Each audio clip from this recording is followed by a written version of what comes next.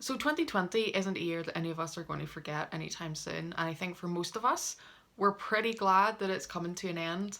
But I was kind of like looking back and reminiscing about some of the stuff that happened this year, and overall, yes, it was an absolute shit show, but there were some really happy moments in my 2020, and most of them were related to Sara Bareilles, obviously.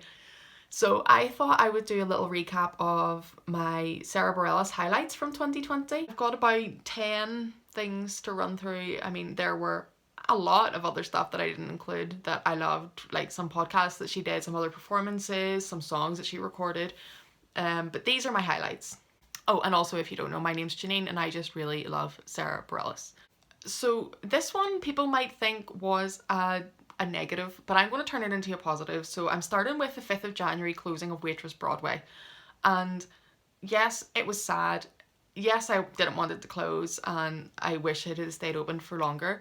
But looking back now at it, I'm so glad that we got an actual closing night and like the cast got to say goodbye to the show properly. To me, that was actually a highlight of 2020 because it's just really, really nice that that sort of chapter of Waitress got wrapped up nicely before the world went to shit, basically.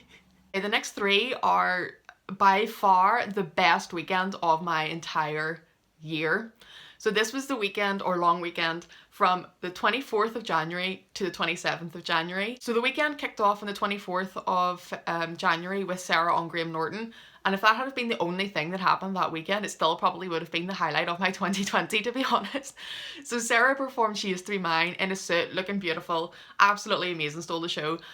Went back over to the couch. Emma Thompson tells her to come and sit like in the middle of the couch, and to this day I've still been trying to think if any other musical acts have ever sat in the middle of the couch. And I don't actually think that they have, so I'm like, yes, we're recognising Sara should be in the middle of the couch and not just the musical act that talks for 3 minutes at the end. But my favourite part of that whole show is when Emma Thompson's talking to her about Gavin Creel and she's like, he has a big dog, and Sarah's like, he does have a big dog. And it's just, I just love it so much. I actually watched this episode of Graham Norton on the plane on the Saturday morning the day after at like 6 a.m. because I was flying over to London for something that we'll get to in a second, and I was like sleep deprived, delirious, and I was like crying on the plane because I just loved it so much and it was brilliant. Sunday the 26th of January was the Grammy Awards. I was stressed.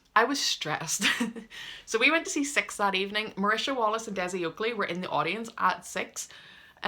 So after the show of Six, we got to say hi to them and got a picture with them. Then we went around to Leicester Square to a bar. I got some drinks because I was stressed. We watched the live stream of the Grammys. Didn't know when Sarah's category was going to come up. She was nominated in the Best American Roots Performance category. We figured out about after an hour of live streaming the Grammys that her category wasn't going to be on for like another 45 minutes or something.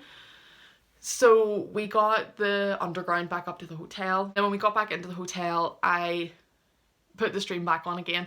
And I don't think it was that long until Sarah's category came on. But Abby filmed my reaction to finding out that Sara won a Grammy, and I will put it in here now. And you can just, yeah, you can say that I was a bit excited. And the winner goes, the Grammy goes to Saint Honesty and Sara. Okay.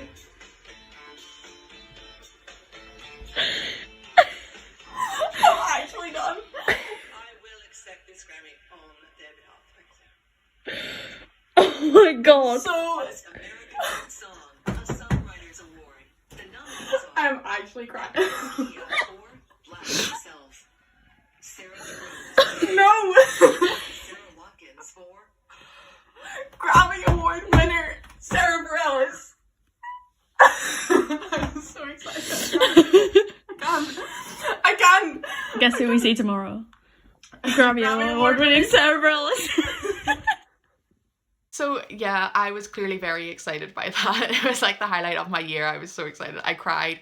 And then the next day I woke up and knew that night that I was going to see Grammy Award winning Sara Bareilles make her West End debut in Waitress, which was pretty much the reason that I was over in London. I had bought tickets for me and Abby, and I bought balcony seats like a few months beforehand, But then, without me telling her, I upgraded us to stalls, and I didn't tell her until we got to the theatre and we got our tickets. And once we got our tickets, I was like, can you just check that those seats are the right seats?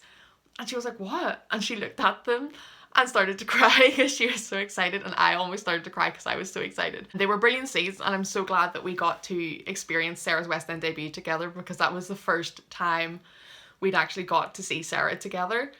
And then we stage doored after the show and we got to meet Sara, and it was really, really cute. And she signed my programme, and she also signed, oh, if I can find it, my ticket. Yeah, and she also signed my ticket. And it was very, very cute. And Abby's girlfriend also got a video of me interacting with her. It was like 3 seconds long, but I'll put it in here because it was super cute. Hi. I just wanted to say, hey guys, have anything ready to sign? We're just coming straight through here. Thank you. We just got you like a little. Is this for me? Yeah, that's just like a little gift for you. That's okay. We're so proud of you. You're fantastic tonight. So after this, there was just a lot of Waitress content, which was great. I loved it. But the next thing that really sticks out in my mind was when Sara performed on This Morning with Richard and Judy.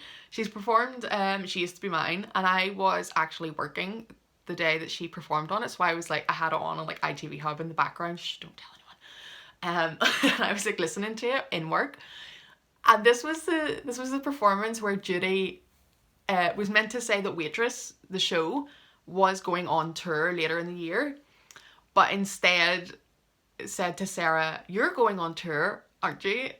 And my soul left my body in the middle of my office. I was like, Sara did not just announce a tour, like she didn't. And then Sara was like, no, the show is going on tour, not me. I had to take a minute to compose myself because it was just too much to take in. And also I'm very glad that she didn't announce a tour, because if she had announced a tour at the end of February and I had bought tickets and then coronavirus had kicked in, I would have been so upset that I wouldn't get to see her in concert.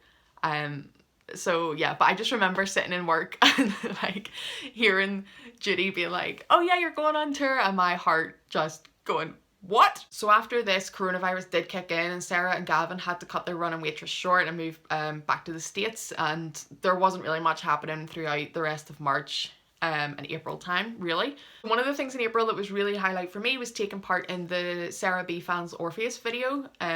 I was feeling a little bit of a creative slump, and just being able to like try to put something together, even though it was only like a 10-second clip of me playing like the little rundown before the verse. And I loved how it was put together. It was really like, it seemed like really professionally done. It was turned out really well. And I also know there was another Orpheus fan video that was going around at the same time, so if I remember, I'll put links to both of them down below so you can go and watch. I took part in the Sara B fans one, but there was another group of fans who also organised a separate one as well, so I'll link them both down below. So that brings us on to May, and near the end of May, Sara, as a little treat for us all to keep us going through lockdown, uploaded the Brave Enough Live at the Variety Playhouse show on YouTube. So we could just watch it free of charge, which was really, really nice. So me and my friend Abby watched it over Zoom together and just basically screamed at each other about how much we love Sara and how great she is and how talented she is, and how much it just makes us angry because she's just absolutely flawless in every way.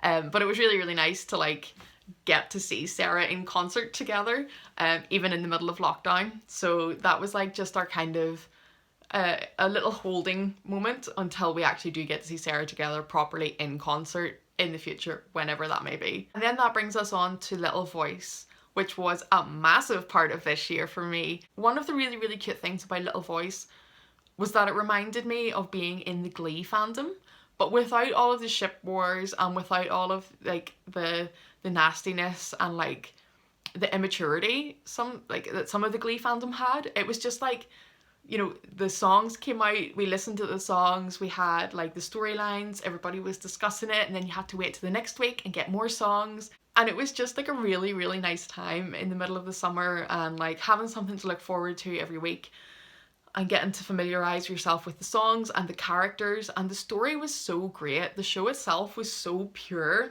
and really, really good for like representation in many different ways. Apple TV, if you're listening, please give us a season 2, because we need it. The world needs it. We need cute shows with great representation and great music. Like, come on, get with it. July also brought me what was probably the musical highlight of the year for me, and I am not saying this sarcastically, this is genuinely serious, was Sarah singing Twinkle Twinkle Little Star on Sesame Street with Big Bird. I don't know about you, but when I listen to that, it feels like getting a physical hug, and it's probably the closest that I've got this year to actually getting a physical hug from anyone. And I've listened to it on repeat so many times, and I don't care how childish it is, how juvenile it is honestly one of her best performances of this whole year. And it just got put on Spotify UK about like 2 or 3 weeks ago, and what an end to 2020. I've been listening to it so much recently. It honestly just fills my soul with so much joy. So if you haven't actually checked it out, please go and do. It's on her Instagram. Just scroll back to like July. What date was it? It was on the 31st of July. So just scroll back to July on Sarah's Instagram. There's a video of it. It is the purest thing you will ever see in your life. Then in the midst of all of the Little Voice stuff, we got the news that Sarah was cast in Girls 5 Eva, which is a Tina Fey show which is coming out next year on Peacock TV. I think the premise of it is that there's like a washed up 90s girl band who hasn't had fame for a while, and then their song gets sampled by someone who's really famous in like the modern day, and then they come like sort of back into the spotlight and how they deal with that. I think that's the premise of it. Don't quote me on that. There's been quite a lot of behind the scenes pictures of them filming, and I am ready for it. I am so here for it, and I can't wait to hear the music as well, because I would say that's going to be amazing. Like 90s vibes. Sarah singing songs with 90s vibes. Please give it to me right now. And then in September, we got this, which is just one of my favourite things of all time. This, don't quote me on this, because this is a very, very tough topic for me, but this might be my favourite Sara album of all time. It might be. The Blessed Unrest is still right up there, and Amidst the Chaos is still right up there, but this is like slowly but surely making its way up. And I have listened to this album like probably in its entirety every day since it came out in September. I'm obsessed with it. I listened to it over Zoom for the first time with Abby the day it came out, and I sobbed over Coming Back to You. If I can find the picture from that, we didn't take a video, but if I can find the picture of me reacting to Coming Back to You, I'll put them in here. The build up into the final chorus in Coming Back to You changed my life. I feel like I can categorize my life into life before Coming Back to You, Sara Bareilles' version, and life after hearing Coming Back to You for the first time. Honestly, it had that much of an impact on me. Then on the 6th of November, Sarah was a guest on the Kelly Clarkson show. Sarah was a guest on the Kelly Clarkson show. I don't know if anybody knows this about me, but I have literally loved Kelly Clarkson since she was on American Idol. She has been a massive part of my life growing up. So I've loved her since I was like 13. And obviously I love Sarah with all of my heart. So to have them both on the same show was unbelievable. I need 17 more hours of it at least. The only bad thing about it was the fact that it was by video link. So we didn't actually get any pictures or video of them together. So I'm still holding out for that. And also, please duet. Do you think like this world right now needs a Kelly Clarkson Sara Bareilles duet?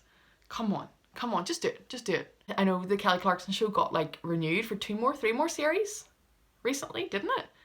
So maybe once all of this shit show passes and people are allowed to actually like be in studios together again, maybe they'll do another. Maybe she'll invite Sarah back on.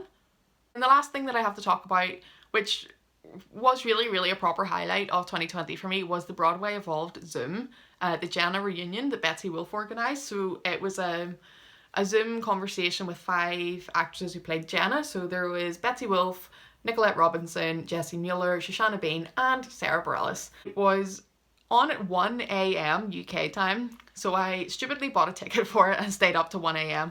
to watch it, and it was so worth it. I mean, it was so nice to like just listen to people discuss Waitress and just reflect on it with like such happiness. I submitted a question as well, and Betsy Wolfe read it out and Sarah answered it, which was really cute and really did make it worthwhile for me staying up. If you're a fan of any particular Broadway show, I really would recommend checking out the Broadway Evolved in Conversation series. I know they did Beetlejuice recently just before Waitress, and I'm not sure what other casts that Betsy has organised, but definitely check it out, it's worth it. And if you were on that Zoom, I am still to this day thinking about Shoshana and the baby, and if you were on that Zoom, you will know what I mean. So those were really my highlights of 2020. There were a lot, despite it being a terrible year otherwise. Looking forward into 2021, I cannot wait for the Girls 5 Ever release date to be announced and to finally get like actually watching that programme, because I'm really excited for it. The two other things I'm going to try to speak into existence are Grammy nomination for More Love. Please, come on, do the right thing. And 2 Emmy nominations for Little Voice. Please, again, do the right thing. From the viewpoint of being a Sara Bareilles fan, 2020 was actually pretty great. And there was a lot of good stuff that happened this year to keep me going. And honestly, if I hadn't have had half of the things happen, this year would have been a lot tougher. I live alone, and really the only thing that I do all day is watch like YouTube, TV, or listen to music. So having all of these things happen, even during lockdown, really did keep me going this year and made this year actually pretty good in some respects. Let me know if you have any other different Sara Bareilles highlights, or if your highlights are the same as mine. Please feel free to come and chat with me about them. Hope you've all had the best year you possibly could have had in the circumstances, and I think it's safe to say that I also hope that 2021 is significantly better than 2020 for all of us. Happy New Year! Bye!